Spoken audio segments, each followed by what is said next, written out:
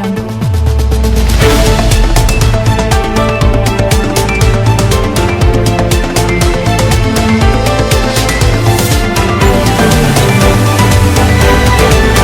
Mic fit করে দোকানে ঝালমুড়ি এসপিজিকে দিয়ে তৈরি করিয়ে 10 টাকা কখনো পকেটে থাকে ওনার। কত নাটক! নির্বাচনের সময় গুহাতে গিয়ে বসে থাকেন, কখনো নির্বাচনের সময় বলে আমি চায়ওয়ালা, 10 টাকা বের করে ঝালমুড়ি খাচ্ছে। বুঝুন, সেই ঝালমুড়িটাও নিজেদেরই তৈরি করা।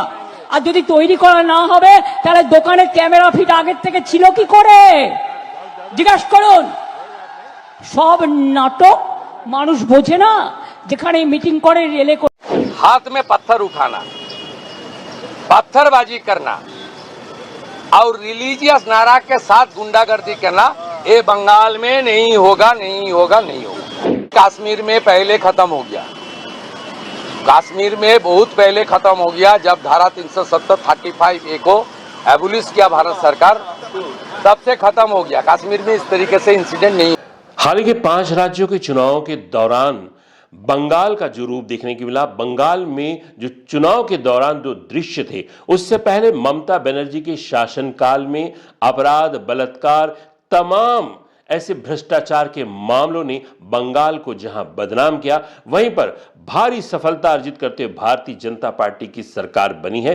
आने वाले समय में पता चलेगा कि ये कितनी सफल होती है, कितनी जनमानस के दिल में अपनी जगह बना पाती है। बंगाल जैसे इन दिनों दिखा, वैसा बंगाल नहीं है। आइए दिखाते हैं बंगाल की एक खूबसूरत तस्वीर और इतिहास। हमारे लिए पश्चिम बंगाल कैसा है? 35 साल पहले संघ लोक सेवा आयोग के साक्षात्कार में मुझसे पूछा गया था कि पश्चिम बंगाल भारत के पूर्वी हिस्से में होने के बावजूद पश्चिम बंगाल क्यों कहलाता है। मेरा उत्तर था कि 1905 में अंग्रेजों ने बंगाल का विभाजन कर 2 भागों में विभाजित किया था। एक भाग पूर्वी और दूसरा भाग पश्चिम बंगाल कहलाया था। आज भी हमारे हिस्से का बंगाल पश्चिम बंगाल ही कहलाता है। पूर्वी बंगाल बांग्लादेश बन चुका है। विभाजन के नासूर के रूप में यह कभी पूर्वी पाकिस्तान कहलाता था।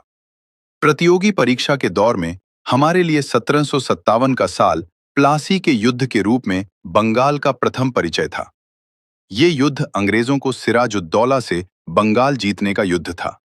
इस युद्ध में गद्दारी के लिए के मीर जाफर के नाम से वाकिफ हुए थे। हमने तब के जमाने में बंगाल के मुर्शिदाबाद को भी जाना था, जो कपड़ा उद्योग के लिए लंदन से बेहतर नगर था।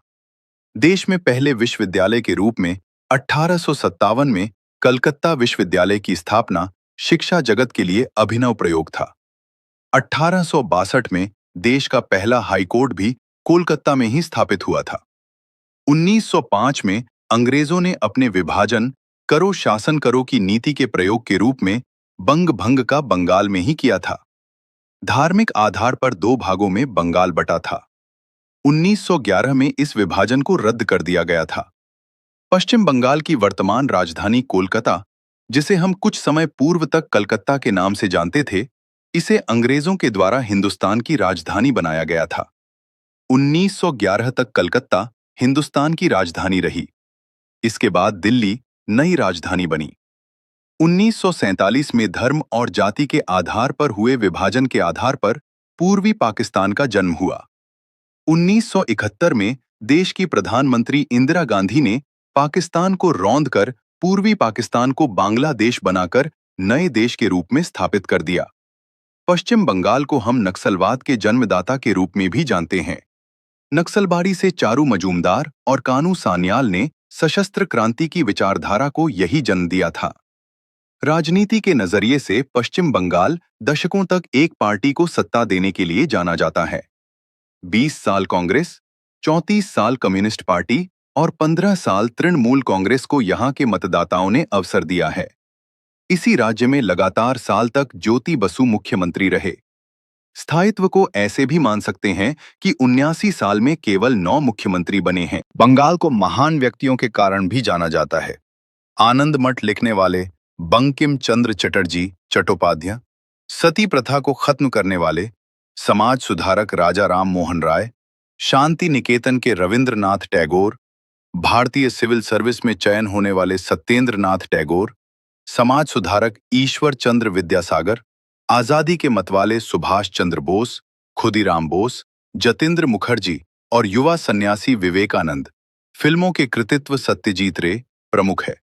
माना जाता है कि पश्चिम बंगाल में रहने वालों के लिए कहा जाता है कि इनको खाने के लिए मछली भात, खेलने के लिए फुटबॉल और पढ़ने के लिए किताब दे दो बस। हमने ये भी जाना था कि पश्चिम बंगाल में हर घर में बनने वाले बजट में किताबों के लिए अलग से पैसे रखे जाते हैं।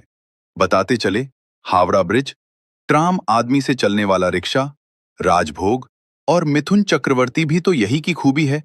धर्म का काली घाट, दक्षिणेश्वर का मंदिर सहित मां दुर्गा की पूजा, सिंदूर की होली भी बंगाल की विशिष्टता है।